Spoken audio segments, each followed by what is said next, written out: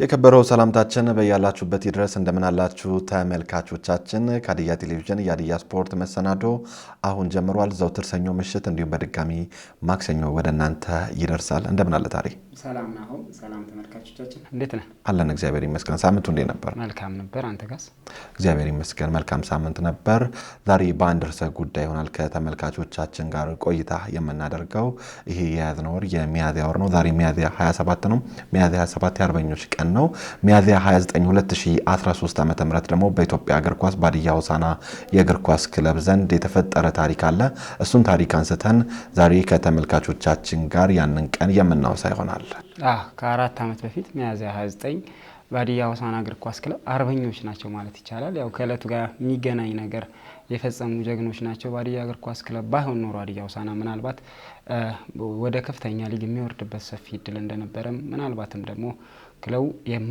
አሁን ላይ ያለበትን ደረጃ ላንመለከትም እንችልባቸው እድሎች ሰፊ ነበሩ ሚያዝያ 29 2013 ዓ.ም ሐዋሳ ዩኒቨርሲቲ ስቴዲየም አንድ ነገር ተከናውኗል ሚያዝያ 29 2013 ዓ.ም ሀዲያ ሆሳዕና ከሐዋሳ ከተማ ጋር የሚያደርጉት ጨዋታ ነበር 22ኛ ሳምንት የኢትዮጵያ ፕሪሚየር ሊግ ጨዋታ በዛ ጨዋታ ላይ ሀዲያ ሆሳዕና በ2013 ዓ.ም ጠንካራ ስብስብ ነበር እንደሚታወቀው ነገር ግን ከፋይናንስ ጋር በተያያዘ ክለቡ ባጋጠመው ችግር የተወሰኑ ተጫዋቾች ወደ 15 የሚጠጉ ተጫዋቾች ከክለቡ በመለያየታቸው ሀዲያ ሆሳዕና ያለ ተቀያሪ ተጫዋቾች በ10 ተጫዋቾች ወደ ሜዳ ሊገባ ችሏል ያለ አሰልጣኝም ጭምር ያው በወቅቱ የበረኛው አሰልጣኝ ነበር ይሄንን ቡድን ያዘው ከዚህ ጋር በተያያዘም ሀዲያ ስፖርት ለትውልድ ታሪኩ ይሻገር ዘንድ አንድ ዶክመንተሪ ያሰናድቷል ሆሳዕና የጀመረ አዲስ አበባ የቀጠለ ክንውኑ የተፈጸመበት ሐዋሳ ላይ ደግሞ ሀዲያ ስፖርት ተገኝቶ በወቅቱ የተፈጠረው ነገር ምን ነበር ከጨዋታው በፊት ጅምር ነገሮች ነበሩ መነሻ ላይ ጅማ አዲስ አበባ ሐዋሳ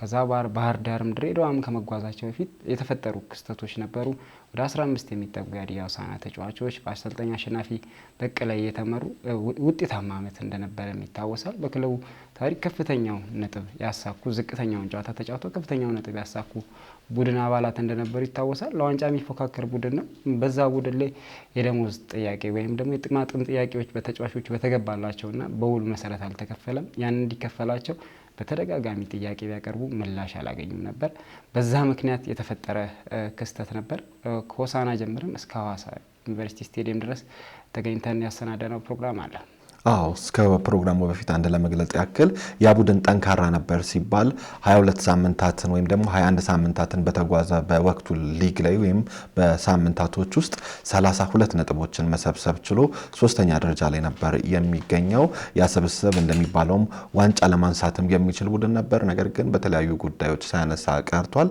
ሀዲያ ስፖርትም ያ ቡድን ስብስቡ ምን ይመስል ነበር በተጨማሪም በወቅቱ ምን ተፈጠረ የሚለውን በዶክመንተሪ መልክ አሰናድቷል ወደ መሰናዷችን እንሻገራለን የቤት ኪንግ የኢትዮጵያ ፕሪሚየር ሊግ ሚያዝያ 29 2013 ዓ.ም ሀዲያ ሆሳዕናን ከሐዋሳ ከተማ ጋር በ22ኛው ሳምንት ዕለተ አርብ ከጧቱ 4 ሰዓት ሐዋሳ ዩኒቨርሲቲ ስቴዲየም ለማገናኘት ቀን ቀጠሮ ተይዞለታል በአሰልጣኝ ሙልጌታ ምህረት የሚመሩት ሀይቆቹ ነብሮቹን ለመግጠም በተጠባባቂ ወንበር ላይ በርካታ ተጫዋቾችን አስቀምጠው በቋሚ አሰላለፍ ውስጥ በ4-3-3 ምርጫቸውን ያደረጉ ሲሆን በግብ ጠባቂነት ሜንሳ ሶሆን በተከላካይ ስፍራ ብርሃኑ በቀለን ምኞት ደበበን ላውራንስ ላርቴንና ደስታ ዮሐንስን ሲያሰልፉ ዳዊት ታደሰ ኤፍሬም ዘካሪያስና ወንድማገኝ ኃይሎ የመሃል ስፍራውን ይዘዋል በማጥቃቱ መስመር ኤፍሬም አሻሞ ቸርነት አወሽና መስፍን ታፈሰ ከፊት ተጣምረዋል በሀዲያ ሆሳዕና በኩል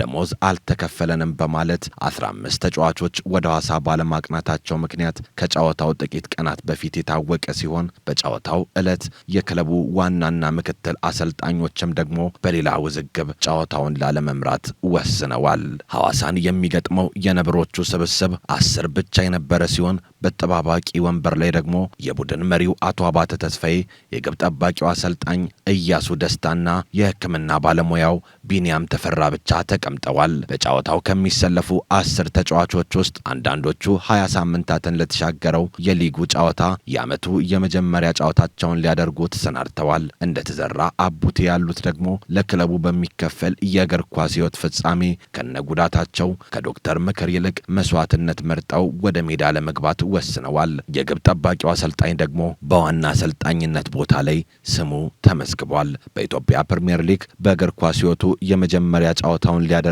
ስንታየው ታምራት ሲምባስ በግብ ጠባቂነት ተሰይሟል። የክለቡ የክፉ ቀን ጥላ በመሆን አምበሉ ሄኖክ አርፊጮ በግራ መስመር ላይ ተገኝቷል። የውድድር ዓመቱ ክስተት የነበረውና በበርካታ በሊጉ ክለቦች ተፈላጊ የነበረው የመሃል ተከላካዩ ጸጋሰው ድማሞ እዩዬ የኋላውን መስመር ለመምራት ተዘጋጅቷል። በቅጣት ምክንያት ከስብስብ ውጭ የነበረውና በክለቡ ጥሪ በጨዋታው ዋዜማ ስብስቡን የተቀላቀለው በረከት ወልደ ዮሐንስ ከወራቶች በኋላ ክለቡን ተቀላቅሏል። በክለቡ እድገትና ውጣ ውረድ ከብሔራዊ ሊግ እስከ ፕሪሚየር ሊግ ድረስ አብሮ የዘለቀው ፈጣኑ የአጥቂ መስመር ተጫዋች ዱላ ሙላቱ መስመር ላይ ተገኝቷል። ከዶክተሮች ምክር ይልቅ መስዋዕትነት መርጦ ከነጉዳቱ ወደ ሜዳ የገባው የአጥቂ መስመሩ ተጫዋች ተዘራ አቡቴ በግራ መስመር አጥቂነት ስፍራ ላይ ተሰይሟል። ለክለቡ ባጅ በመታመን በውጣ ውረድ ውስጥ ከክለቡ ጋር የዘለቀው የቀድሞ የኢትዮጵያ ብሔራዊ ቡድን ተጫዋች ሚካኤል ጆርጅ አስካርዳ የመሃል ክፍሉን የመምራት ኃላፊነት ተሰጥቶታል። ከወጣት ቡድኑ በውድድር አጋማሽ በአሰልጣኝ አሸናፊ በቀለ አማካኝነት ወደ ዋናው ቡድን ያደገው እንዳለ አባይነም ሌላኛው ከሚካኤል ጆርጅ ጋር የሚጣመረው የመሃል ክፍል ተጫዋች ነበር። በውድድር ዓመቱ ነብሮቹን የተቀላቀለው ድንቅነህ ከበደ አባትና አጥቂው ዳዋ ሆቴሳ በታሪካዊ ጨዋታ ላይ 10 ሆነው በክለቡ የበረኞች አሰልጣኝ በኢያሱ ደስታ በመመራት ወደ ሜዳ የሚገቡ ተጫዋቾች ናቸው። በኢትዮጵያ እግር ኳስ ታሪክ በዋናው ሊግ ደረጃ ሚያዝያ 29 2013 ዓ.ም በሀዲያ ሆሳዕናና ሐዋሳ ከተማ ጨዋታ ላይ የተፈጠረውን ለብዙ ክለቦች አስተማሪ ክስተት ሆኖ ያለፈውን ታሪክ ሀዲያ ስፖርት የክስተቱን 4ኛ ዓመት ላይ መድረስ ምክንያት በማድረግ ለትውልድ በማህደር ተሰንዶ ይቀመጥ ዘንድ ከክለቡ መቀመጫ ከሆሳዕና ከአዲስ አበባ ከዛም ታሪኩ እስከተፈጠረበት ሐዋሳ ዩኒቨርሲቲ ስቴዲየም ድረስ በመጓዝ የታሪኩ ተዋናያንን አነጋግሮ ተከታዩን ዶክመንተሪ አሰናድቷልና ተከታተሉን ዘንድ ግብዣችን ነው።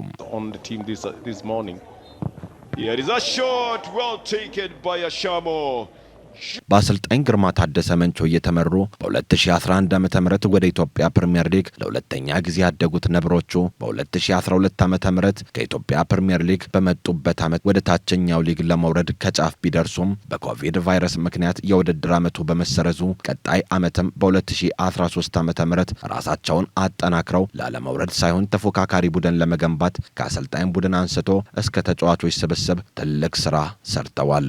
ሀዲያ ሆሳዕና የ2013 ስኳድ ያው መነሻ የምናደርገው የ2012 እና 2012 እየገመገም ጥሩ አልነበርና በደረጃዎቹም የመጨረሻ አካባቢ ደረጃ ላይ ነው ያለና ከዛ አንፃር በኮቪድ ተቋረጠ። ከተቋረጠ ወዲህ ወደ 2013 እቅዳችን ላይ ምን መሆን አለብን የሚለውን ከ2012 ግምገማ መነሻ አድርገን የ2013 በጣም ጠንካራና ተፎካካሪ የሚሆን ስኳድ ይፈጠር የሚለውን በቦርድም ደረጃ ተግባበን። ይሄ ከተግባበን በኋላ ባሉት ኢትዮጵያ ውስጥም ከኢትዮጵያ ውጭም የሚጫወቱትን ምርጥ ፐርፎርም የሚያደርጉትን በየቦታቸው ተጫዋቾችን ለማምጣት ተገደን።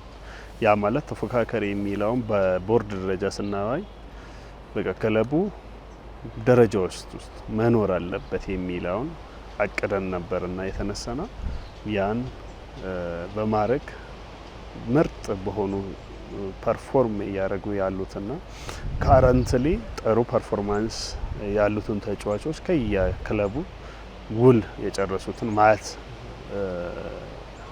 ቻል። እዛ ውስጥ ያው የ2013ቱ 5 ዜጎችም አሉ። እነ ሙንታሪ በረኛ ከበረኛ ጀምሮ ተከላካይ፣ ሚድፊልድ፣ አጥቂ የተባሉትን እስከ ዳዋ ድረስ ያሉትን በጣም የክለባችን ተጫዋቾች እንዲሆኑ በመግባባት ወደ ክለባችን አምጥተናል። ሀዲያ ሆሳዕና 2013 በጣም ጠንካራ ስብስብ የተሰራበት አመት ነው ብዬ ነው ማስበው። እስካሁን በነበረን ጊዜ እንደዚህ አይነት ስብስብ አልተሰበሰበም ቡድኑ ላይ ብዬ አስባለሁ። ያ ስብስብ ጠንካራ የነበረን ስብስብ ነበረ።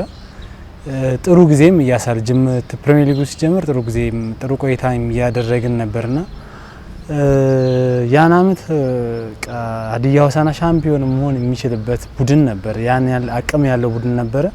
በአንዳንድ ነገሮች በተፈጠሩ ነገሮች ክፍተቶች ያንን ነገር ሳናሳካ ቀርተናልና 2013 ሀዲያ ሆሳዕና የነበረው ስብስብ በጣም እጅግ በጣም ጠንካራ ከምንም ጊዜ በፊት ያልተሰራ ቡድን ነው ብዬ ነው የማስበው። 2013 ለኔ የተለየ አመት ነው። በኳስ ህይወቴ ሲኒየር ተጫዋች ሆኜ ሲኒየር ተጫዋቾች እንዳሳደጉኝ እንዳየሁት እኔም ሲኒየር ሆኜ የደረስኩ የበስዬ ያለሁበት አመት ነው። ሁለተኛ ነገር ከአዳማ የመጣ ነው ተጫዋቾች ከ10 በላይ ነን። ኦሬዲ አዳማ ውስጥ ብዙ ነገር አሳልፈን ተዋህደን ተቀናጅተናል። ሀዲያ ላይ ስንመጣ ትሬኒንግ ብቻ ነበር። አሸናፊ በወቅቱ የነበረው አሸናፊ በቀለ ነበር አሰልጣኙ። ጥሩ ምልመላ ነበር ያደረጉት። የነበሩት ፎሪነር እነዚህ ዜጋ ተጫዋቾችም ከአፍሪካ ሀገር ያመጣቸው ጥሩ ነበሩ፣ አቅም ያላቸው ነበሩ፣ ልምድ ያላቸው ነበሩ እና አይዛክ ጥሩ ነበሩና ቡድኑ ትሬኒንግ ላይ ራሱ ለኛ የሚያስገርም ቡድን ነበር። በዛ ወቅት እንግዲህ እናንተ ሜዳ እየገባችሁ ታዩ ነበር። ትሬኒንግ ቤስት እና ቤንች ሲጫወት በጣም መከራ ነበር እርስ በርስ ጌም እንኳን ለማድረግ እና ውድድርም ሂደን ምንም የተቋረጠ የለም። መደዳ ወደ 6-7 ጨዋታ ውጤቶችን አልጣልንም። በማሸነፍ ውስጥ ነን፣ እየመራን ነን። አንደኛ ዙር በዋንጫ ተፎካካሪነት ኦልሞስት የጨረስን። ማንም ተጫዋች ቢጎዳ ማንም ቢወጣ አሰልጣኙ የሚቸገራልበት ጊዜ አልነበረም። ቤስት 11 የምትለውም ሰው አልነበረም። ሁሉም ሰው ተክቶ ያኛው ኮንትሪንሲ ጥሩ የነበረው ተጫዋች ሲታመም ወይ ካርድ ሲያይ የሚገባው ሰው ከሱ የተሻለ ነው። ጥሩ አመት ነበር ለሀዲያ። ኢቭን በተጫዋቾች በኳሊቲ ደረጃ ከየትኛውም ጊዜ የተሰበሰቡ ተጫዋቾች ነበሩ። በናሽናል ቲምም ሆነ በየትኛውም ክለብ ሄደው አውትሻይን ማድረግ የሚችሉ ናቸውና በጣም ጥሩ መሆኑን የምታውቀው እኮ የዛን ጊዜ ኢቭን ትሬኒንግ ሳንሰራ አንድ ሰዓት ለጨዋታ እየቀረን በፕሌን ድሬዳዋ ተጉዘን ተጫውተን አቻ ነው የወጣ ነው። ትሬኒንግ ሳይሰራ ያለ እረፍት በፕሌን ተጉዘ ምን አይል ዋንጫ ቲም ነው። ያን አመት በጣም ነው 2013 ይቆጫል በጣም እና ዋንጫው ከኛ መሄድ የሌለበት ነበር። የትኛውም ቲም ሲመጣ ለኛ ትልቅ ቦታ ሰጥቶ 3 ነጥብ ሰጥቶን ነው የወጣው። እኛ በጣም ከበደን ከተባለ አልቻልንም ከተባለ አቻ ነው። 2013 ቡድን በጣም ጥሩ ቡድን ነበረ። ኢትዮጵያ ውስጥ አሉ የሚባሉ ጥሩ ተጫዋቾች ነበር የተሰበሰቡት። ጥሩ ስብስብ ነበረን። በዛ ላይ ውጤታማ ነበርን እና አሪፍ የውድድር አመት እያሳለፍን ነበረ። መጨረሻ ላይ ከተከሰተው ክስተት ውጪ የሆነ ነገር ላይ እንደርስ ነበር ብዬ አስባለሁ። ቡድናችን የዛን አመት ለዋንጫ የሚፎካከር ቲም ነበር። በጣም ጥሩ ግስጋሴ ላይ የነበረ ቲም ነበር። በእርግጠኝነት 2013 የዛን አመት ሻምፒዮን የሚሆን ስብስብ ነበረ። ስብስቡ የተጫዋች ስኳድ ያለው መንፈስ ቲም ስፒሪታችን ምናምን በጣም ደስ የሚል ነበርና 2013 የተገነባው ቲም በጣም ጥሩ ቲም ነበረ። በወቅቱ አሸናፊ በቀለ ነበር ኮቹ እና በጣም ልምድ ያላቸው ሲኒየሮች ነበር። ክለቡ ላይ ትላልቅ ተጫዋቾች ነበሩ። በክለብም በናሽናል ቲምም ያገለገሉ ትላልቅ ተጫዋቾች ነበሩ እና ደግሞ ውጤቱም በጣም አሪፍ ነበረ። ለዋንጫ የሚጠበቅ ቲም ነበረ። ነገሮች በአንዳንድ ሁኔታዎች እስኪበላሹ ድረስ በጣም ውጤታቸውም አሪፍ ነበረ። ጥሩ ስብስብ ነበረ። በጣም ትልቅ ስብስብ ነበር። 2013 ያው እውነት ለመናገር በጣም ደስ የሚል ጊዜ ነበር። ባለው ነገር ቲሙ ለዋንጫ የተሰራ ቲም ነበር። እውነት ለመናገር ደግሞ ያው መጨረሻ አካባቢ ነገሮችን ባይበላሹ ኖሮ እስከ ዋንጫ የመሄድ በጣም እድሉ ነበረ። በአጠቃላይ በጣም ጥሩ ጊዜ ነበር ብዬ አምናለሁ። ሀዲያ የተገነባው ብዙ ሲኒየር ተጫዋቾች ነበሩ። ከየቡድኑ አምበል የነበሩ ተጫዋቾች ከሲኒየሮች የበዙበት እነ ዳዋው ቴሳ፣ ተስፋ ያለባቸው ቆቦ፣ እነ ሄኖክ ነበሩ። ብዙ ተጫዋቾች ጠንካራ እና አይዛክ በየቡድኑ አምበል የነበረ ሰው ነው የተሰበሰበውና ያ በጣም ስትሮንግ የሆነ ቲም ነው። ያን ደግሞ የተግባበና ሁሉም ቁጭት አድሮበት ነውና ሁሉም የቦርድ አባል በዛ ልክ በመግባባት ሁሉም ክለቡ ዙሪያ ላይ ያሉት ቴክኒካል ኤሪያ ላይም ያሉት ያን ብቻ አይደለም፣ አሰልጣኞች፣ የኮቺንግ ስታፍ በዛ ደረጃ ነበርና በጣም በኢትዮጵያ ደረጃ ላይ አስደማሚ ስኳድ የምንለው የ2013 የሀዲያ ሆሳዕና መሆኑን ያው ማንም ይዘናጋል ብዬ አልጠብቅም። በዛ ውስጥ ሁላችንም ተግባብተን ጥሩ ፐርፎርም የሚያደርጉ ተጫዋቾችን ወደ ክለባችን አምጥተናል የሚል ነገር ነው። ማምጣትም ብቻ ሳይሆን በጣም ተጠቅመናል። ጥሩ ፐርፎርም አድርገዋል። በጣም ሀዲያ አምባሳደር መሆኑን በጣም በሰፊው ያሳዩት ነውና እንደ እድል ሆኖ ደግሞ የዲሲቲቪ ስርጭትም በነበረ ሰዓት ሁሉም ማህበረሰብ ይመለከት ነበርና ጥሩ ጊዜ ነው። ከቤስቱም ቤንቹም ጭምር ማለት ነው እስከ ቤንች ጭምር ምርጥ ስብስብ ነበር። ለምን ተቀይሮ የሚገባውም ውጤታማ ነው። በቃ ተቀይሮ የገባ ተጫዋች ጨዋታ ቀያሪና ጎል የሚያገባ ነው የነበረውና የስኳድ ችግር አልነበረውም በዛን አመት ማለት ነው። የነበረው ስኳድም እጅግ በጣም ደስ የሚልና በጣም ጠንካራ ለዋንጫ ከሚታጩ ቲሞች አንዱ እብን ዋንጫ ባልመላ በእርግጠኝነት ሁለተኛ ደረጃ የሚጨርስ ቲም አቅም ያለው ልምድ ያላቸው በጣም ከአጥቂ እስከ ተከላካይ እስከ በረኛ በጣም የተዋጣለት ቲም ነበር በሰዓቱ የነበረው። በኢትዮጵያ ፕሪሚየር ሊግ ቀደም ባለው ጊዜ ክለቦች ከሜዳ ውጭና በሜዳቸው የሚያደርጉት ጨዋታ ሲካሄድ ቢቆይም በ2013 ዓ.ም የኢትዮጵያ ፕሪሚየር ሊግ በሚዲያ ቀጥታ ስርጭት ሽፋን ራሱን ከፍ በማድረግ ስያሜውን የቤት ኪንግ የኢትዮጵያ ፕሪሚየር ሊግ በመባል በጊዜው የነበረን የኮቪድ ቫይረስ ታሳቢ በማድረግ ሁሉም ክለቦች በአንድ ከተማ ተሰብስበው በአንድ ስታዲየም እየተጫወቱ ዘንድ ተገደዱ። የውድድር ዓመቱ የመጀመሪያ ዙር የ5 ሳምንታት ጨዋታዎች በአንጋፋውና ታሪካዊ የአዲስ አበባ ስቴዲየም ተደረገ።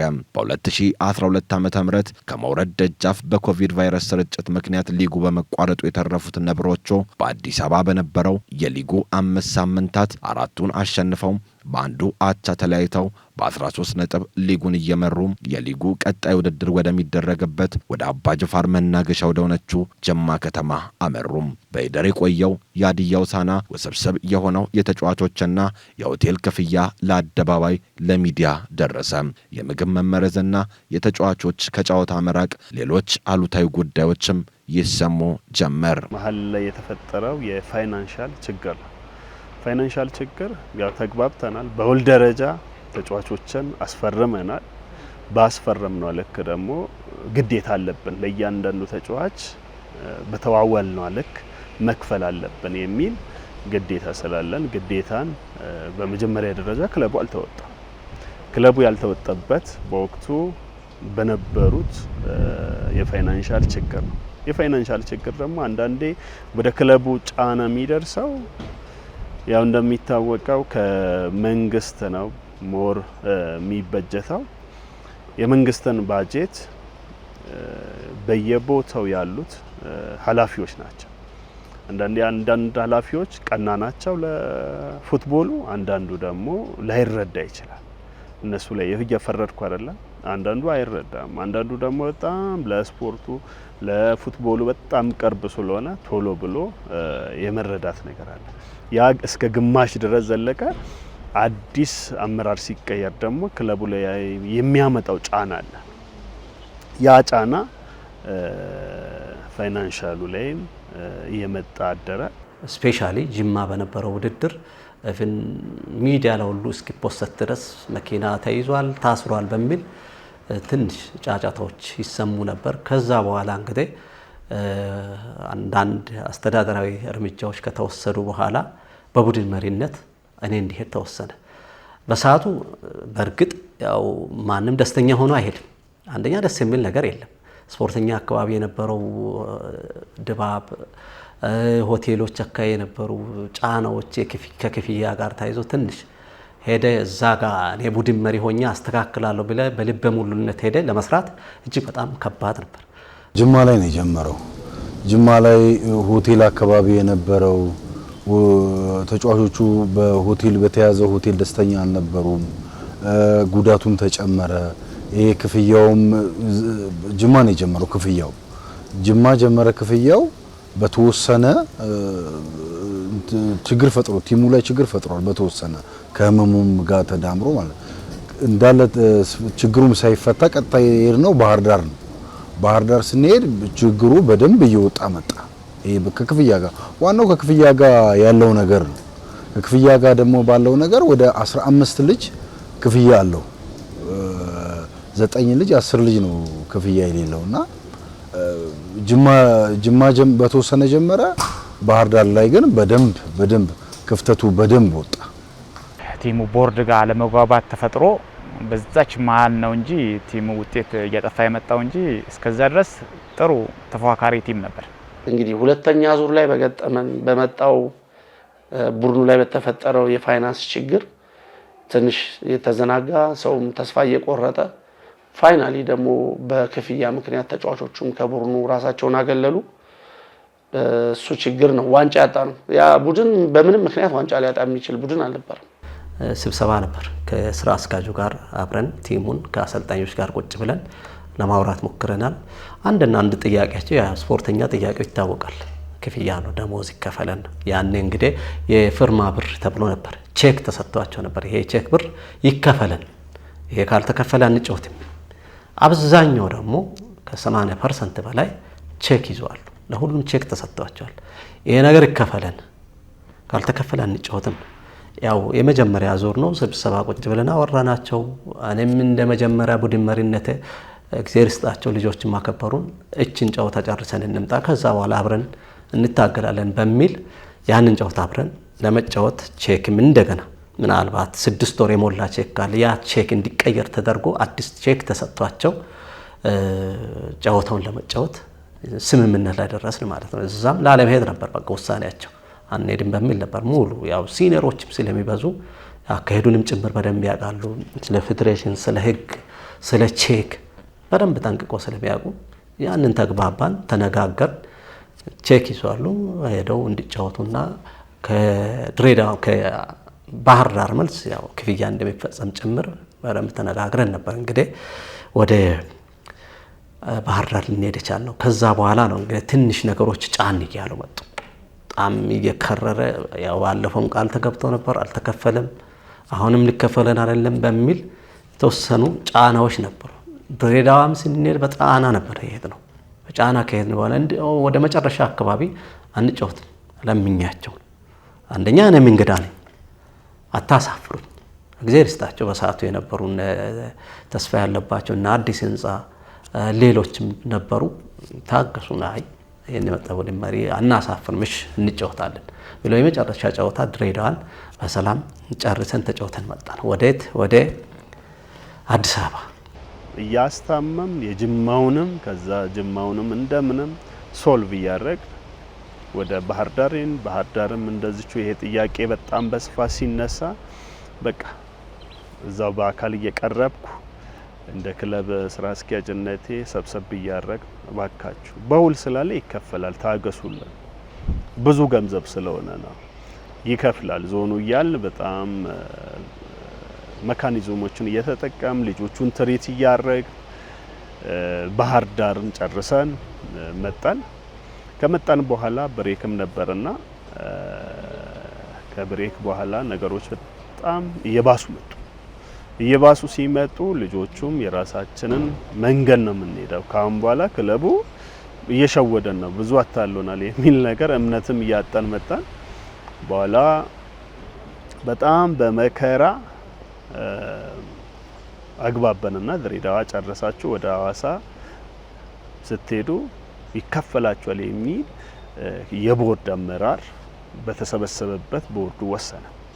ውድድሩ ከጅማ ባህር ዳር ከባህር ዳር ወደ ድሬዳዋ አመራም። በሀዲያ ሆሳዕና ተጫዋቾች ያልተመለሱ ጥያቄዎች፣ የፍርሚያ ብርና ችላ የተባሉ የጥቅማ ጥቅሞች መዘግየት፣ አለባብሰው ቢያርሶ ባረም ይመለሱ እንዲሉ የውድድር ዓመቱ ሊጠናቀቅ 5 ሳምንታት ሲቀሩት እንዳይመጣ ሲፈር የነበረው ቀን መጣ።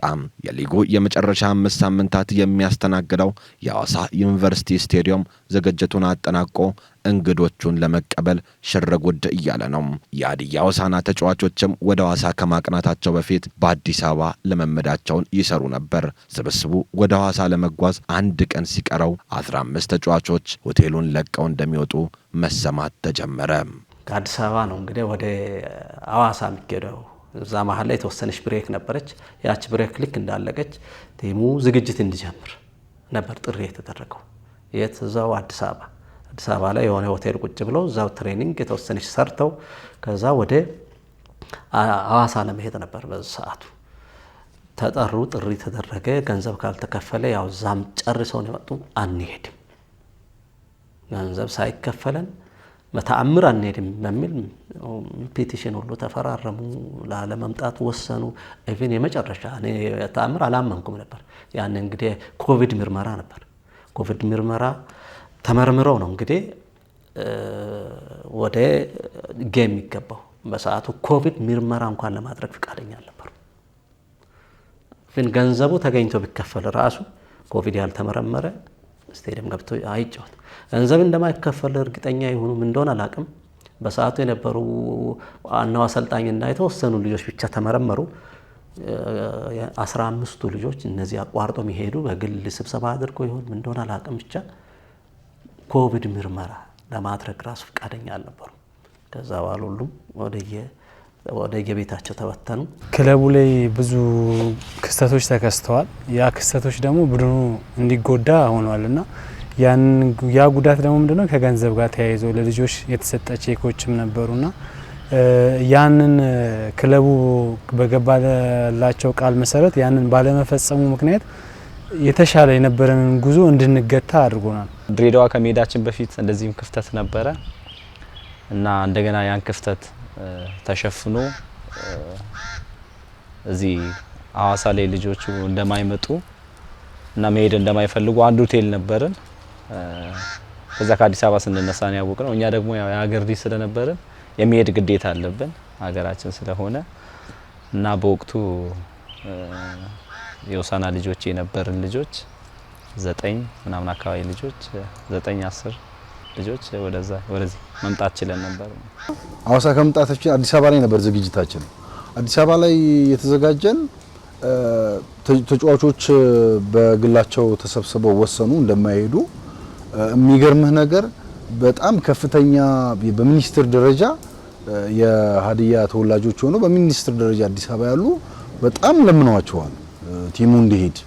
ክፍያውን እንከፍላለን፣ ምንም ችግር የለም፣ እኛ ኃላፊነቱን እንወስዳለን ብለው በጣም በሚኒስትር ደረጃ በትልቅ ደረጃ ጠይቀዋቸዋል። ተጫዋቾቹ ግን በቃ እንደማይሄዱ ወሰኑ።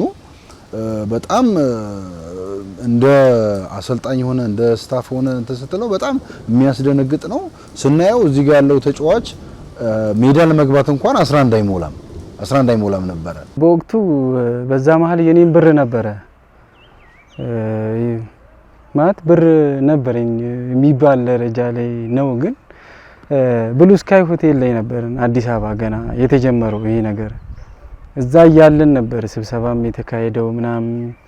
ያው የሀገር ልጆች ስለሆንን በባዶ እንጮታለን በሚል ነው ከልጆቹ ለማሳመን ብዙ ጥረት ያደረጉ ተጫዋቾችም ነበሩ። እኔ እነ ሄኖክም እነ ተዘራም ነበሩ፣ አባትም ነበር፣ ዲዩፍም ብዙ ተጫዋቾች ነበሩ። በዛ መሀል ለማሳመን የተካሄደ ነገር ግን ማሳመን የምትችላቸው ተጫዋቾች አይደሉም። እኛን በተቃራኒው ማሳመን የሚችሉ ናቸው። በእውነትም አግባብም ነበራቸው። የተገባላቸውን ከደሞዝም አንፃር ጥቅማ ወደ ኋላ ቀርቷል። ያ ነበር ተመልሶ ከድሬዳዋም ዞሮ ወደ ጅማ የሚሄደው። ኢቭን ወደ ድሬዳዋም ስንሄድ እኮ የሁለት ወር ደሞዝ አባት ወይም ድንቅነ እና እኔ የሁለት ወር ደሞዝ ምናምን ለሌሎቹ ሲሰጥ የሁለታችን አልተሰጠም ነበር። ምክንያቱም በዛ ሰዓት የብር ማነስ ነበር። እነ መላኩም ስለነበሩ ምናምን እነ መላኩም የቻሉትን ምናምን ያክል ሄደው ነበር። ግን ነገሩ ፌል አደረገ። ይዞ ወደ ሐዋሳ መጣን። ሐዋሳ ከመጣን በኋላ የተፈጠረው ነገር ያው ብር ካልሰጣችሁን አንሄድም ነው። ከዛ ሐዋሳ ስትገቡ እንሰጣቸዋለን ነው። እነሱ ደግሞ አሁን ካልገባ አንሄድም ነው። አረክ ለኛ ስትሉ ሂዱና ምናምን። ያው በጊዜው እነ ዳዋ እነ ሚካኤል ጆርጅ እነ ዱላ ያው ከኛው ጋር እኩል ነበር ደሞዛቸው። ዳዋ ቅድሚያም ወስዶ ስለነበረ በዛ ነው የሄዱት ከኛ ጋር። እነሱም ደሞዝ ጥያቄ ነበረን የተወሰነ። በዛ መሀል ያን ለማስተካከል አልተካሄደም ነበር። የቻሉትን አድርገው ነበር። ሰናሊ እንደውልላችኋለን፣ እባካችሁኑ ግቡ፣ በቃ እንከፍላለን በሚል ብዙ ዲፕሎማሲ ተጠቅመንም እንትን አይቻልም።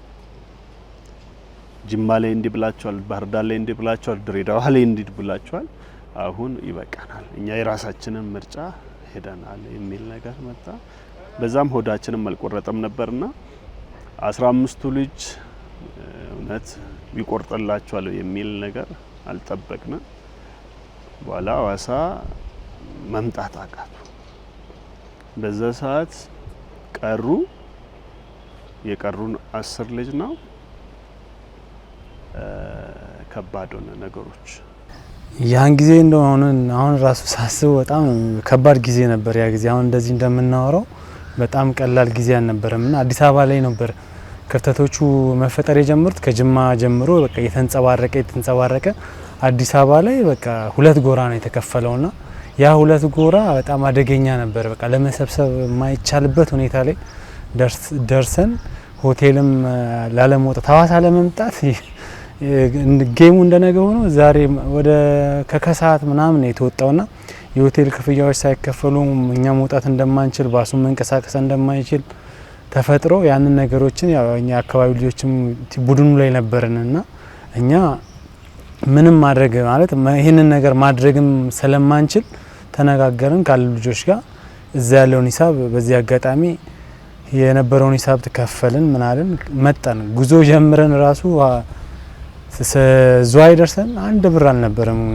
ተጫዋቾችም ምሳ ምናምን የምንበላበት ያ ጉዞ ላይ 6 ልጅ ነው 7 ልጅ ነው ባስ ውስጥ የነበርነውና ከባድ ጊዜ ነበርና ሆቴል ነው እኔ ያወቅኩት። ያው ዲሳይድ ያደረጉት ቀሩ። እኛ ደግሞ ምን ጫዋት ብለን ስንሄድ 6 ልጆች ነን ያለ ነው። 6 ልጆች ነን። ባስ ውስጥ ስንገባ በጣም የሚያስደነግጥ ነበር። ሐዋሳ እስክንደርስ አላወራንም ከአዲስ አበባ ከሆቴል በጣም ይጨንቅ ነበር። ምንድነው የሚሆነው? ለምን ክለቡ 2 ጨዋታ ፎርፌ ከሰጠ ኦሬዲ ይወርዳል። በካፍ ህግም በፊፋ ህግም ያለ ነው፣ ወርዶ ነው የሚነሳውና አዲስ አበባ ላይ ነገር ነው የተፈጠረው። ግን ደግሞ ያም ሆነ ይህ በቃ እኛ ሐዋሳ ላይ ይመጣሉ የሚል እኛ በጣም ሙሉ እምነት ነበረ። ግን ደግሞ ሐዋሳ ስንደርስ ጭራሽ በቃ ያልጠበቅነው ነገር በቃ ትልቅ እንግዳ ነገር ነው እኛ የተከሰተው። ግን ያለን ያው በቃ ይመጣሉ ዛሬ ነገ ይመጣሉ ምናምን ስንል ቀኑ ደረሰ፣ የጨዋታ ቀን ደረሰ። እኔ ከተለያዩ ልጆች ጋር ኮሙኒኬት እናደርግ ነበርና የሆነ ግሩፑንም ራሱ ለመከፋፈል ሞክረን ነበር። በቃ ያ ሙከራችን እስከ ማምሻውን ድረስ የተሳካልን ያለ እየመሰለን ነበርና አንዳንዴ አብረው የገቡት ቃል ነበርና ልጆችን ሁሉ ነጥለን እንዲመጡ እስከ ነገዋ ቀን ራሱ እስኪ የጌሙ እለት ቀን ራሱ ጠዋት እንደሚገቡ ያወራናቸው ልጆች በግል ተነጋግረን የተግባባን ልጆች ሁሉ ነበሩ። እነኛም ልጆች ሳይሆን ቀረ። በዛ ልክ በቃ ጽንፍ እንደማይመጡ ራሱኛ ያወቅ ነው። በቃ ጌሙ ላይ በቃ ተስፋ እያደረግን አላ የሆነ ዛሬ ነገ ዛሬ በዚህ ሰዓት ይመጣሉ እያልን እየጠበቅን ሳይሳካ ቀረ። የጌሙ ሰዓት ላይ ስንደርስ በዚህ ልክ በዚህ ቁጥር መሆናችንን ነው እርግጠኛ ሆነው። ተስፋ አልቆረጥም ይመጣሉ ብለን አስበን ነበረ። ነገር ግን ያ አልሆነም። ብዙ ተነጋገን፣ ብዙ ተደዋወል። ምርመራ የተወሰነ ከ72 ሰዓት በፊት ቀድሞ የሚደርስበት የምርመራ ሂደቶችን ማመቻችተን ብዙ ታግለን ነበር። ያው እንግዲህ አንዳንዶች ጋር ደውዬ የሚቀርባቸው ልጆች ጋር ደውዬ አይ በልጆቻችን ተማምለናል ይላሉ። አይ በፍጹም ይላሉ። እብን ግማሹ ቦርሳ ይዞ ከመጣ መኪና ውስጥ ሊገባ ከመጣበት ሁሉ የተመለሱ አሉ። መኪና አስነስቶ ሊመጣ እንትን ካለበት አይ ነው በልጆች ተማምለን እንዲህ ተባብለን እንዴት ትሄዳለህ ተብሎ የቀሩ ልጆች ሁሉ ነበሩ። በእርግጠኝነት ያኔ ከነበሩ ከ15ቱም ጨክኖ አንዳንዴ ያው ቃለ መሐላ አስቸጋሪ ያንን ቃለ መሐላ ሁሉ ጢሶ ሊመጡ መንገድ ሊጀምሩ እንትን ያሉ ልጆች ሁሉ ነበሩ። ያው በግሩፕ ስለነበረ ያንን በግሩፕ ሄደው ያስቀሩ ልጆች ነበሩና ሊመጡልን አልቻሉም። 15ቱ ልጅ በቃ ካም በኋላ ምናምን ብለው ለክለብ ጽፈት ቤት በጽሁፍ አስገቡ ተፈራርሙ። ምን ይሻላል በሚል እስቲ ሁሉም የሚቀሩ እንደሆነ ውስጤ ብዙ መላመነ እሺ ግማሾቹን እንጥራቸው ብለን ለይተን በጣም ልናግባባ ይሄ ማቹር ምንላቸው ልጆች አሉና እነሱ ልጆች ጋር ፐርሰናሊ እንደውልላቸዋለን። አሰልጣኙ እኔ ማዘዝ ፍላጎታቸው ካልተሟላ ማሰራት አልችልም ከአቅሜ በላይ ነው ብሎ እንትን ብሏል። በዛ ሰዓት የአሰልጣኙ ሚና የጎላ ይሆናል ብዬ ጠብቄ ነበር። ያው እሱም አይመለከተኝም የሚል ነገር ለክለቡ ትንሽ አልወጋንም በወቅቱ ተወ። 15 ልጆች ሁሉም ቀሩ። ሚያዝያ 9 2013 ዓ.ም ሀዲያ ሆሳዕና ከሐዋሳ ከተማ ከጧቱ 4 ሰዓት ሐዋሳ ዩኒቨርሲቲ ስቴዲየም በቤት ኪንግ የኢትዮጵያ ፕሪሚየር ሊግ እንዲጫወቱ መርሃ ግብር ወጥቷል። 15 ተጫዋቾች የተለዩት ነብሮቹ በክለቡ ስብስብ 1 ግብ ጠባቂና 8 ተጫዋቾች በአጠቃላይ 9 ተጫዋቾችን ብቻ ይዟል። 11 ተጫዋቾች በሚፈልገው የመጫወቻ ሜዳ 9 ሆኖ ከመግባት አረንጓዴ ቲሴራ ያለውን በረከት ወልዱ ያንሰን ከሆሳዕና በመጥራት 10 ሆኖ መጫወት የሚለውን ሐሳብ የክለቡ አመራሮች ወስነው በረከትን ከስብስቡ ቀላቀሉም። ይህን ጊዜ 15 ተጫዋቾቹን ያጡት ነብሮቹ ከአሰልጣኝ ቡድን ጋር ሰጣ ገባ ውስጥ ገቡም። በወቅቱ የክለቡ ዋና አሰልጣኝ የነበሩት አሸናፊ በቀለና ምክትላቸው ዶክተር ኢያሱ መራ ጽድቅ በረከት በስብስቡ የሚኖር ከሆነ ቡድኑን አንመራም በማለት ገሸሻሉ። አንድ ተጫዋች የዲሲፕሊን እርምጃ ሲወሰድ የዲሲፕሊን እርምጃውን ከጨረሰ በኋላ ታርሞ ወደ ክለቡ መግባት ግዴታው ነው ውል እስካለ ድረስ። አሰልጣኙ ደግሞ በዛ ልክ አልጠበቅነው። አንድ ትልቅ አሰልጣኝ በዚህ ልክ ሳስብ አይ ነው ተሳስታል፣ እንዲህ ነው ተጫዋቹ በዚህ ደረጃ ስለተቀጣ እንዲህ ነው ብለን ለማግባባት ሞከር። ያኔ በረከት ወልደ ዮሐንስ ቅጣት ላይ ነበር። እሱም እንዲመጣ ነበር ያደረግነው። ቅጣት ላይ ነበር። ያው ቅጣቱን ኦልሞስት ጨርሶ ነበር። በአንዳንድ ኬዞች ያው ከኮች ጋር ባለመግባባት ይመስለኛል አንዳንድ ያልተስተካከሉ ነገሮች ነበሩ። በዛ ኬዝ ምክንያት ወደ ስራ አልጀመረም። ኦልሞስት አረንጓዴ ተሰራለው አይዲ ያለው መጫወት ይችላል። 15 ተጫዋች ለቆብሃል ያለ 10 ልጅ ነው። ግን አንድ ጎደሎ ነው ያለው፣ እሱም ተጨምሮ ማለት ነው። በረከት ወልደ ዮሐንስ ከተቀጣበት እንዲመጣ ተደርጎ 10 ልጅ ከ10ሩ ልጆች ደግሞ በረከት ወልደ ዮሐንስ ሳይገባም ተብሎ አሰልጣኙ ሆቼ ይገኛለሁ። ጦርነት ተጀመረ። የመጀመሪያ ፈተና ዛጋ ነበር። እንግዲህ ቡድን መሪ ነኝ። 10 ተጫዋች ነው። አንድ ተጫዋች ጎሏል። አይዲ ቢኖረኝ እኔ ራሴ ገብቼ አንድ ኳስ እንኳን ቢመልስ በሰዓቱ ይፈለጋለሁ። ጎድሎ ተጫዋች እዛ ላይም የሆነ ሰው ቢጎዳ ነው ተጎድቶማል። ወደ ኋላ አመጣበታለሁ። ቢጎዳና ወይ የሆነ ካርድ ቢያይ ባዶ ነው። እዚህ በሰዓቱ የነበረው አሰልጣኝ አይ በፍጹም ያልሰራ ተጫዋች አይገባም። እዚህ ጋር መስራት አለ መስራት ህጎች እውነት ነው። ህግን ማክበር አንዱ የስራው ባህሪ ቢሆንም አንተ 9 ተጫዋች ይዘህ 2 ተጫዋች ጎሎብህ ሌላ አማራጭ ዞሬም ማትቀይርበት ማተካበት አማራጭ ይዘህ እየገባ ይሄ ልጅ አይገባም ብሎ አሻፈረኝ ማለት ትንሽ በጣም ከባድ ውሳኔ ነው። ኮቹን ለማስተባበር ሞከርኩ፣ ለማሳመንም ሞከርኩ። ብዙ ርቀት ሄድኩ። በፍጹም በተአምር አይሆንም። አጋጣሚ ጠርቼው ነበር እንዲያልፍ፣ አይዲውንም ይዘን ነበር ሄድ ነው። ድንገት ራት ጋር አጋጣሚ ድንገት አየና ሰዓቱ የነበረው ኮች አይ ይሄ ልጅ እዚህ ራት የሚበላ ከሆነ ራሱ ነው እዚህ አላድርም ብሎ ጥሎ ነበር የወጣው። ሌላ ጋር ነበር ያደረው። ከዛ በኋላ ነው የመጨረሻ ውሳኔ ለማወሰን እንትን ያልኩት። አይ ይሄ ልጅ የሚገባ ከሆነ እኔ ሜዳ ገብቻ አልመራም፣ ራሴ ትመራለህ አለኝ። ስለዚህ የነበረን ውሳኔ አንደኛ ጎዶሎ ተጫዋች ነው። እንደው 11 ተጫዋች ቢኖር አንድ ጎዶሎ 12ኛ ቢሆን እሱን ቀንሰ እሺ ብለህ የሆነ ነገር ባላንስ ታደርጋለህ። አንድ ጎሎብህ በ9 ካልገባው ብሎ ጨክኖ አሰልጣኙ እንደዛ ያዙን ሊቀቁኝ ሲል እርምጃ ተወስዳለህ። ምክንያቱም እዛ ጋር 10 ምናምን ተጫዋች ወይ አሳምኖ አላመጣ ወይ የመጣውን ልጅ በቃ አይዞ በ10 ብሎ ሞራል ሰጥቶ ማስገባት ሲችል ጭራሹን እሱ አይገባም። እሱ ከገባን ያልመራ ውሳኔያችን እንግዲህ አትግባ ነበር። አንተ አትግባ። ስለዚህ ልጁ መሰለፍ አለበት። የኮሙኒኬ ላይ ነው መውላለው። ከዛ በኋላ ያንተ ውሳኔ ነው የሚሆነው። ልጁ ግን መሰለፍ አለበት።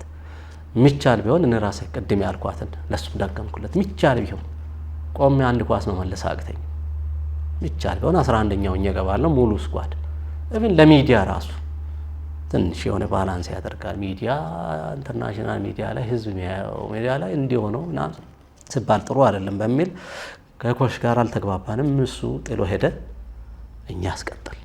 ከገባ በኋላ ኮቹ በጣም በቃ ደስተኛ አልሆነም። በዛ ሰዓት ላይ የሚገርምክ በ10 ልጅ መጫወት ይሻላል በ9 ልጅ መጫወት ይሻላል ወደሚለው እንትን ብለን ጥሎ ምናምን ሁሉ ከሆቴል ላይ ምናምን ወጣ በሰዓቱና ከወጣ በኋላ የነበረው ነገር አለመግባባት ምናምን ነበር። በረከት ደግሞ ለኛ በሰዓቱ በደንብ ያስፈልገናል፣ ጎዶሎ ነን። በዛ ሰዓት ማናችንም እንደው የነበሩትን ስታፍ ላይ ራሱ ያሉ ሰዎች ገብተው ቢጫወቱልን እንፈልገው ነበርና ያ መሆን ስለማይችል በረከት ተሴራ አለው። በተሴራው አማካኝነት ክለቡ ጎዶሎ ነው ገባ። የነበረው በቃ ያለ መግባባቶች በጣም ሰፉ ምናምን። ከአሰልጣኙም ደስተኛ አልነበረም።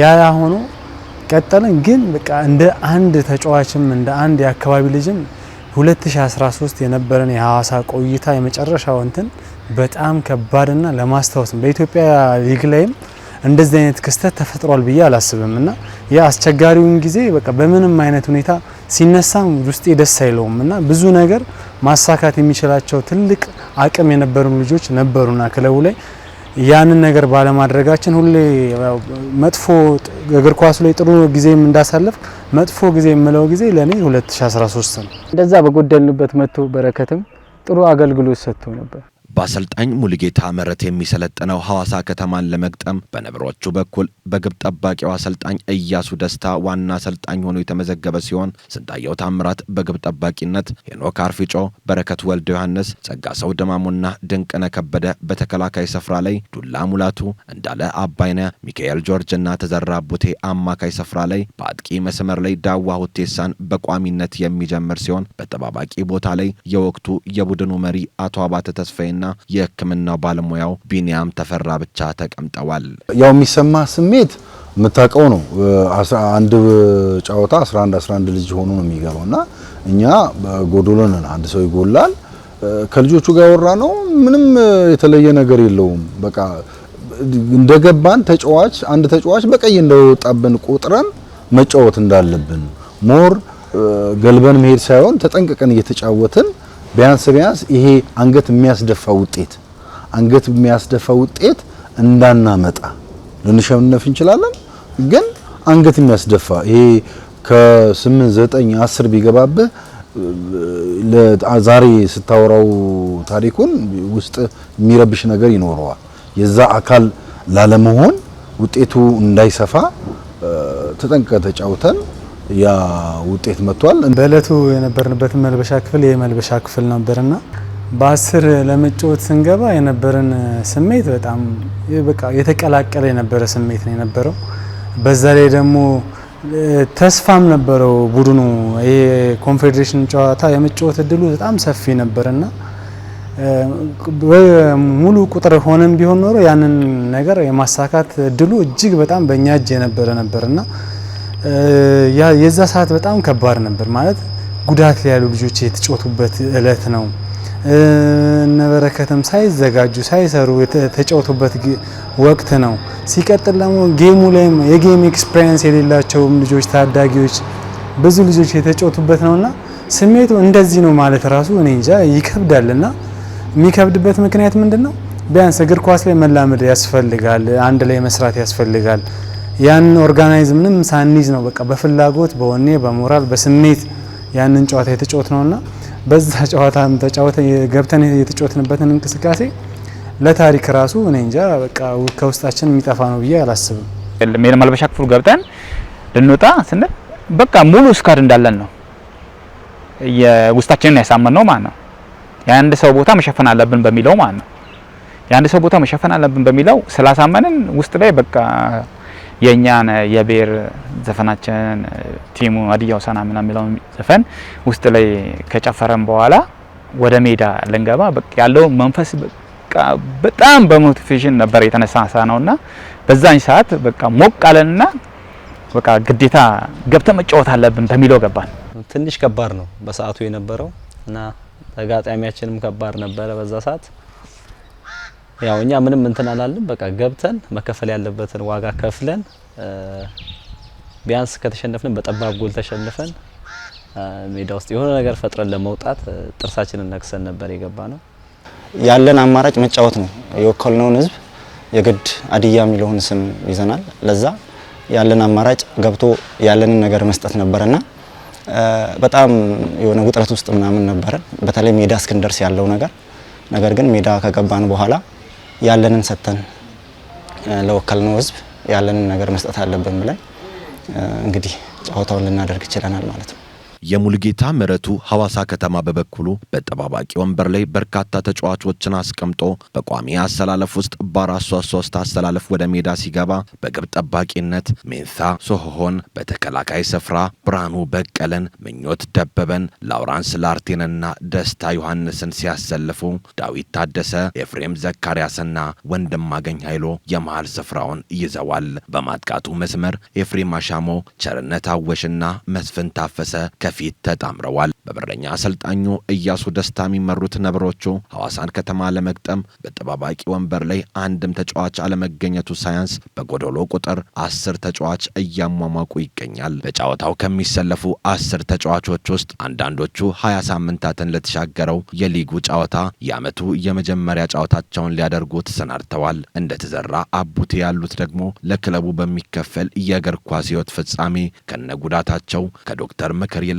መስዋዕትነት መርጠው ወደ ሜዳ ለመግባት ወስነዋል። የግብ ጠባቂው አሰልጣኝ ደግሞ በዋና አሰልጣኝነት ቦታ ላይ ስሙ ተመዝግቧል። በኢትዮጵያ ፕሪሚየር ሊግ በእግር ኳስ ሕይወቱ የመጀመሪያ ጨዋታውን ሊያደርግ ስንታየው ታምራት ሲምባስ በግብ ጠባቂነት ተሰይሟል። የክለቡ የክፉ ቀን ጥላ በመሆን አምበሉ ሄኖክ አርፊጮ በግራ መስመር ላይ ተገኝቷል። የውድድር ዓመቱ ክስተት የነበረውና በበርካታ በሊጉ ክለቦች ተፈላጊ የነበረው የመሃል ተከላካዩ ጸጋሰው ድማሞ እዩዬ የኋላውን መስመር ለመምራት ተዘጋጅቷል። በቅጣት ምክንያት ከስብስብ ውጭ የነበረውና በክለቡ ጥሪ በጨዋታው ዋዜማ ስብስቡን የተቀላቀለው በረከት ወልደ ዮሐንስ ከወራቶች በኋላ ክለቡን ተቀላቅሏል። በክለቡ እድገትና ውጣ ውረድ ከብሔራዊ ሊግ እስከ ፕሪሚየር ሊግ ድረስ አብሮ የዘለቀው ፈጣኑ የአጥቂ መስመር ተጫዋች ዱላ ሙላቱ መስመር ላይ ተገኝቷል። ከዶክተሮች ምክር ይልቅ መስዋዕትነት መርጦ ከነጉዳቱ ወደ ሜዳ የገባው የአጥቂ መስመሩ ተጫዋች ተዘራ አቡቴ በግራ መስመር አጥቂነት ስፍራ ላይ ተሰይሟል። ለክለቡ ባጅ በመታመን በውጣ ውረድ ውስጥ ከክለቡ ጋር የዘለቀው የቀድሞ የኢትዮጵያ ብሔራዊ ቡድን ተጫዋች ሚካኤል ጆርጅ አስካርዳ የመሃል ክፍሉን የመምራት ኃላፊነት ተሰጥቶታል። ከወጣት ቡድኑ በውድድር አጋማሽ በአሰልጣኝ አሸናፊ በቀለ አማካኝነት ወደ ዋናው ቡድን ያደገው እንዳለ አባይነም ሌላኛው ከሚካኤል ጆርጅ ጋር የሚጣመረው የመሃል ክፍል ተጫዋች ነበር። በውድድር ዓመቱ ነብሮቹን የተቀላቀለው ድንቅነህ ከበደ አባትና አጥቂው ዳዋ ሆቴሳ በታሪካዊ ጨዋታ ላይ 10 ሆነው በክለቡ የበረኞች አሰልጣኝ በኢያሱ ደስታ በመመራት ወደ ሜዳ የሚገቡ ተጫዋቾች ናቸው። በዕለቱ ዳኛ ባህሩ ተካፊሽካ ጨዋታው ተጀመረ። በጨዋታው 5ኛ ደቂቃ ላይ በረከት ወልደ ዮሐንስ በወንድማገኝ ኃይሉ ላይ በ16:50 ውስጥ በሰራው ጥፋት የተገኘው አጋጣሚ ሐይቆቹን በመስፍን ታፈሰ የፍጹም ቅጣት ምት አስቆጣሪነት 6ኛው ደቂቃ ላይ መሪ አደረገ። የመጀመሪያው ግብ በጊዜ መቆጠሩን ተከትሎ በርካቶች ጨዋታው በሰፊ ጎል ልዩነት እንደሚፈጸም ደመደሙ። ነገር ግን ነብሮቹ በህብረት መከላከልና ማጥቃትን ቀጠሉ። በ31ኛው ደቂቃ ላይ ሌላ አሳዛኝ ዜና ለነብሮቹም ተሰማ። ከነጉዳቱ የገባው ተዘራ በጨዋታው መቀጠል ባለመቻሉ ከሜዳ ወጣ። 8 ተጫዋች፣ 1 ግብ ጠባቂ። 60 ያህል ደቂቃዎች በሚቀሩት ጨዋታ ውጤት ሐዋሳ 1 ሀዲያ ሆሳዕና ምንም። መጀመሪያም ተነግሮኛል። ሜዳ ከመግባቴ በፊት ሕክምና ላይ ነበርኩና ምንም አንድ ስሜት የሚሰማ ከሆነ ሜዳ መግባት የለብንም ተብዬ ተነግሮኛል። ዶክተሮች ማለት ነው። ይሄ ከዶክተርም በላይ ነው። በቃ ይሄ የሀገር ጉዳይ ነው በሚለው ነው የገባሁት እንጂ እኔ ሜዳ መግባት በፍጹም አይፈቀድም ለኔ ማለት ነው። ለምን የጉልበት ጉዳት ነው። ከጉዳቴ አላገገምኩም። እራመዳለሁ፣ ትንሽ መሮጥ እችላለሁ። ከኳስ ጋር ግን አልተፈቀደልኝም ነበር። ግዴታ በቃ መሙላት ስኳዱ መሙላት አለበት በሚለው ነው የገባሁት እንጂ በፍጹም በዶክተሮች እንትን ተፈቅዶልኝ አይደለም የገባሁት። ግዴታ መግባት መጫወት አለብህ ማለት ነው። የሀገር ልጅ ነህ፣ ግዴታ መወጣት አለብህ በሚለው ነው የገባሁት። በጣም ፈርቼ ነበር በሰዓቱ።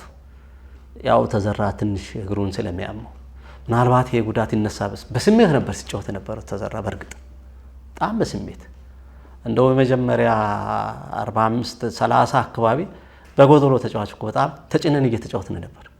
ፈርቻለሁ። እንደው ካልተሳሳትኩ ቆሞ እንዲጫወት ለሄኖክ ሁሉ እየነገርኩ ነበር። ተዘራ ብዙ አይሂድ፣ በጣም ጥሶ እየሄደ ነው። መተው የሆነ ጎል እንዳይገባብን እያልን እያወራን ነበር። ያው እሱ በዛ ሰዓት እንግዲህ መጨረስ አልቻለም። ፈርስት ሃፍ መጨረስ አልቻለም። ተጎዳ፣ ወጣብን።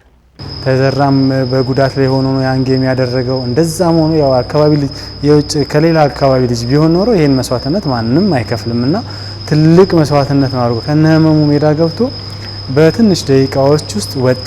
እስከ 76ኛው ደቂቃ በ9 ተጫዋቾች የተጫወቱት ነብሮቹ በመጨረሻ ደቂቃ ላይ እጅ ሰጡ። መስፍን ታፈሰ ለክለቡና ለራሱ በጨዋታ ሁለተኛውን ግብ አስቆጠረም። ከ4 ደቂቃዎች በኋላ ኤፍሬም አሻማው በ80ኛው ደቂቃ ላይ ለሐዋሳዎች ሶስተኛውን ግብ አስቆጠረም። ታሪካዊ ጨዋታ በሐዋሳ ከተማ ፍጹም የበላይነት 3-0 አሸናፊነት ተጠናቀቀ። እሱ ከወጣም በኋላ በ9 ልጅ ሆነን ግዴታ ማድረግ ስላለብን ነው በቃ ጨዋታውን ያደረግነው። በዛ ሰዓት ደግሞ የነበረው የ90 ደቂቃ ለኛ 90 ደቂቃ ነው ማለት ይከብዳል እና በጣም ረጅም ሰዓት ሁሉ አላልቅም። ገዛ ላይ ጎሎች ምናምን ሲገቡብን መከላከል ነው ብዙ ጎል እንዳይቆጠር ታሪኩም ብዙ ታሪክ ሰፋ ያለ ታሪክ እንዳይኖረው ያንን ለማድረግ ነው በቃ ጎላችንን ጠብቀን እየተጫወትን የነበርነውና ያ ክስተት በጣም ከባድ ክስተት ነበር።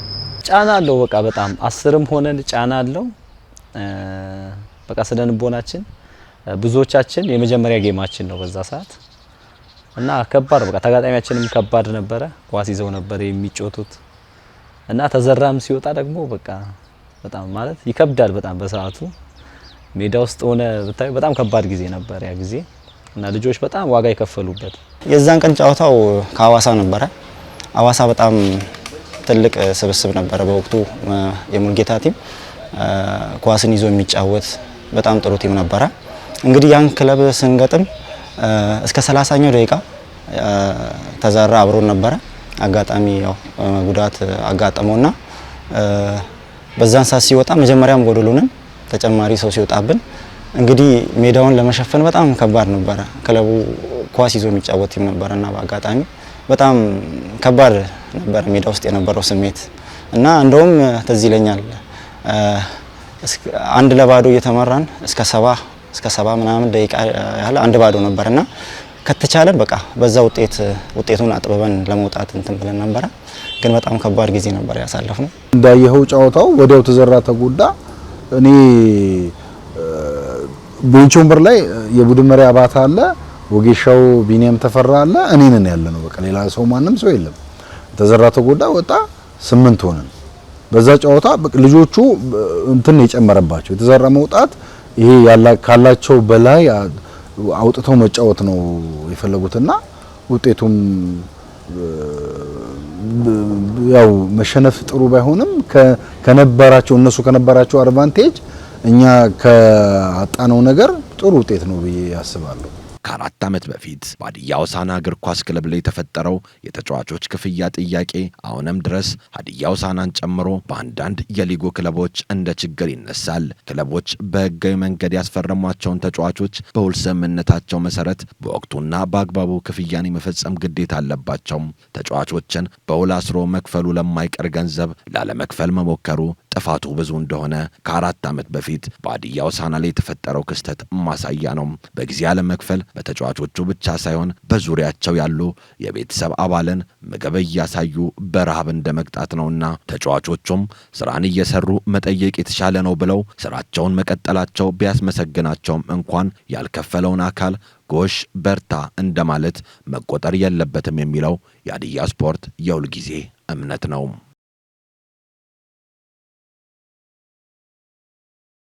ከዶክመንተሪው ተመልሰን መተናል። ትልቅ ታሪክ ነው ይህ ታሪክ ደግሞ በሀዲያ ቴሌቪዥን በሀዲያ ስፖርት መሰናዶ ለትውልድ ይሻገር ዘንድ ተሰንዶ ተቀምጧል ማለት ነው። በርካታ ጉዳዮች ተነስተውበታል በዚህ ዶክመንተሪ ላይ። ዛሬስ ያለን የፋይናንስ አስተዳደር ምን ይመስላል የሚለውን ሀዲያ ስፖርት ዛሬም በሰፊው ይጠይቃል። በክለቡ ወይም ደግሞ በኢትዮጵያ እግር ኳስ ጭምር በተደጋጋሚ የሚነሱ ጥያቄዎች ናቸው። ዘንድሮም ብንጠይቅ ሀዲያ ሆሳዕና ውስጥ ይህ ጥያቄ አሁንም ይነሳል። ምን ያክል ተፈቷል የሚለው ነገር እንዳለ ሆኖ ከያኔው ከ4 ዓመት በፊት ከተፈጠረው ነገር አንፃር መሻሻሎች ይኖራሉ። በ2014 15 16 የተመለከትናቸው ነገሮች አሉ። መከፈል ለማይቀር ደሞዝ ወይም ደግሞ የተሻለ ውጤት መምጣት የሚችልበትን እድል መጋረድ ወይም ደግሞ ውጤቱን ማሳጣት ልክ እንዳልሆነ የ2013 ትምህርት ሆኖ ያለፈ ይመስለኛል። በዛ አጋጣሚ ግን 10 ልጆች ያደጉበት አጋጣሚ እንደመሆኑ አንድም ፕሮግራም ይኖራል ብዬ አስባለሁ። አዎ በቀጣይ ሳምንት ደግሞ የዚህ ዶክመንተሪ ክፍል 2 ማለት ይቻላል ወይም ደግሞ ራሱን የቻለ አንድ ክፍል ነው። በመርገም ውስጥ የተገኘ በረከት ወይም ደግሞ በክፉ ቀን ውስጥ የተገኘ አስደሳች ነገር ማለት ይቻላል የታዳጊዎቹ ማደግ። ከሱ ጋር በተያያዘም በቀጣይ ሳምንት ለተመልካቾቻችን አንድ ዶክመንተሪ እንደምናሰናዳ በዚሁ አጋጣሚ ቃል ለመግባት እንወዳለን። ነገር ግን ሀዲያ ሆሳዕና እግር ኳስ ክለብ ታሪክ ውስጥ ሚያዝያ 29 2013 ዓ.ም ክፉ አሻራ ወይም ደግሞ ክፉ ጠባሳ አሳርፏል ማለት ይቻላል። ምንም ጥያቄ የለው። ያ የተፈጠረው ነገር የዞኑን እግር ኳስ ብዙ ጥላ የጣለ እግር ኳስ አጋጣሚ ነበር። ግን በዛ አጋጣሚ ውስጥ የተፈጠረም እድል እንዳለም ጭምር ማሰብ ይቻላል። ከዛ በኋላ 4 ሳምንታት በሊጉ ይቀሩ ነበረ። ሀዲያ ሆሳዕና ከኢትዮጵያ ቡና፣ ቅዱስ ጊዮርጊስ ከጅማ አባጅፋር እና ሰበታ ጋር የሚያደርጋቸውን ጨዋታዎች የማድረግ ግዴታ ነበረበት። ለዛ የሚሆን ተጫዋቾች ደግሞ ከወጣት ቡድን አድርገዋል። እነዛ 10 ተጫዋቾች ከወጣት ቡድን አድርገው አሁን በምን አይነት ደረጃ ላይ ያሉ፣ ምን አይነት ስኬታማ ናቸው፣ ምን አይነት በአግባቡ ውጤታቸውን ወይም ደግሞ የሰጣቸውን እድል ተቀበሉ አሁን በምን ደረጃ ላይ ያሉ የሚለውን ደግሞ በቀጣይ ሳምንታት ወይም ደግሞ የዛሬ ሳምንት ይዘንላቸው የምንቀርብ ይሆናል። አዎ ሰፊ ርዕሰ ጉዳዮች ነበሩ። ዛሬ 27ኛ ሳምንትና 28ኛ ሳምንት የኢትዮጵያ ፕሪሚየር ሊግ ደግሞ ዛሬ ጀምሯል። ማንሳት ይቻል ነበር። ያው ሳምንታዊ ፕሮግራማችን 1 ሰዓት ብቻ አየር ላይ ስለሚቆይ ከሰዓት ጋር በተያያዘ በዚሁ ንክታ ፕሮግራማችንን በቀጣይ ሳምንት ዶክመንተሪውን ከዛም ባለፈ ደግሞ ሀዲያ ሆሳዕና ያደረጋቸውን ጨዋታዎችና በቀጣይ ቀናቶች ውስጥም የሚያደርጋቸው ጨዋታዎች አሉ በ29ኛ ሳምንት እነሱን ጨዋታዎች ጨምረን ከተመልካቾቻችን ጋር ቆይታ እንደምናደርግ በዚሁ አጋጣሚ ልናሳስብ እንወዳለን። ዘውትር ሰኞ ምሽት እንዲሁም በድጋሚ ማክሰኞ ወደ እናንተ የሚደርሰው የሀዲያ ስፖርት መሰናዶ የዚህ ሳምንቱ ይመስል ነበር። ፕሮግራሙን አዘጋጅቶ ወደ እናንተ በማድረስ ነው ዮሐንስና ታሪኩ አበራ ከመላው የስቱዲዮ ባለሙያዎች ጋር በመሆን ነበር። ከቀሪ የሀዲያ ቴሌቪዥን ዝግጅቶች ጋር ሰናይ ጊዜ እየተመኘን እስከ ሳምንት መልካም ሳምንት